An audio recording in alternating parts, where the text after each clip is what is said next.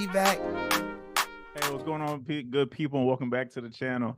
Hey, look, if you're watching this right now, you can see behind me, I'm in an empty room, right? So one of the things that I prayed about that's actually coming to pass, and I thank God for that, is I wanted just a dedicated space for me to start recording.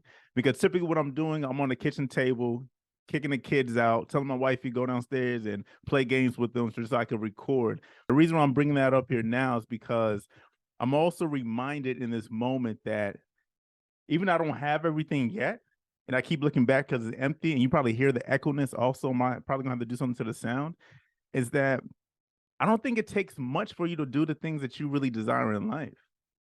So one of the things I was struggling with, I was talking to a family member, and they kept saying they want to do these different things. They want to open up a business, and they have these plans on doing things. And I love that.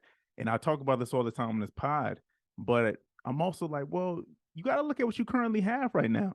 I feel as though sometimes when we say, hey, we need more resources, that's because we're looking at what other people are doing and we're looking at their finished product. But I'm a firm believer that if you really look at and take self-inventory in everything, no matter what is tools, whether it's resources, whether it's the skill set, you probably have everything that you need.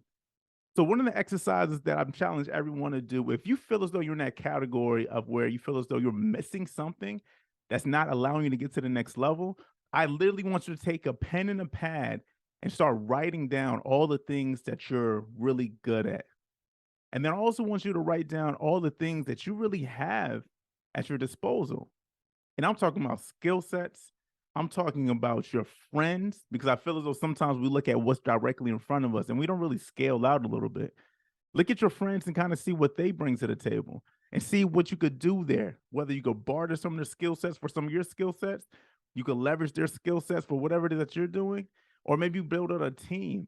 That's one of the things that God has been really talking to me about recently is, Pat, in order for you to really get to the next level, you got to stop trying to do everything yourself. I fall victim to that. I've always been the one that I feel as though I have to do it. I brought on people to the team, but even with me bringing people onto the team, I would try to do everything, opposed to just allowing them to be in their pocket and do what they're best at. I've tried to do everything, stepping over people's toes and getting into their lanes. So I'm challenging you in this moment right now. Look at what you currently have. Take self-inventory. And I promise you, I feel as though you'll look at it, look at your list, and be detailed. Look at everything. Challenge yourself. Look at the things you're doing from a 9-to-5 perspective, your skill sets. I don't care if you do administration work.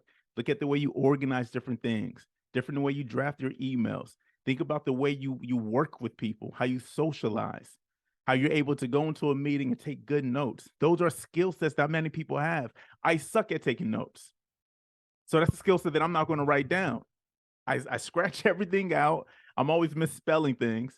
So what I'm just saying is, long story short, is I'm challenging you to look at what you do from a 9-to-5 perspective, what you do from a home front, what you do from with your friend, what you do for just even when you're operating what you feel as though is just your zone, your domain. Draft those different things down and stop compartmentalizing and understand that there is a link between everything.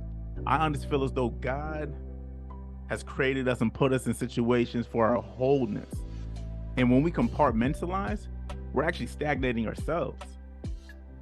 So I'm challenging you right now to really take self-inventory, figure out what it is that you really want to do. Understand that you have all the resources right there in front of you, and you just got to leverage them. Or maybe you just got to build the bridge between those different things. Tag someone and share it, man. Tag a friend and say, hey, look, this season's ours. We're going to open up this business. All right? Y'all be easy.